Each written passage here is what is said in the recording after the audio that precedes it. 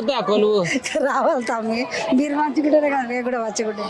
Right. ఏదేమన్నా గానీ మా కొడుకులకు మాత్రం మంచి కొలువు రావాలని మొక్కిందంట ఈ అక్క నడుచుకుంటా. అక్క నమస్తే. ఏం పేరు నీ పేరు? సత్యమ్మ. సత్తమ్మ, ఎట్లున్నావు?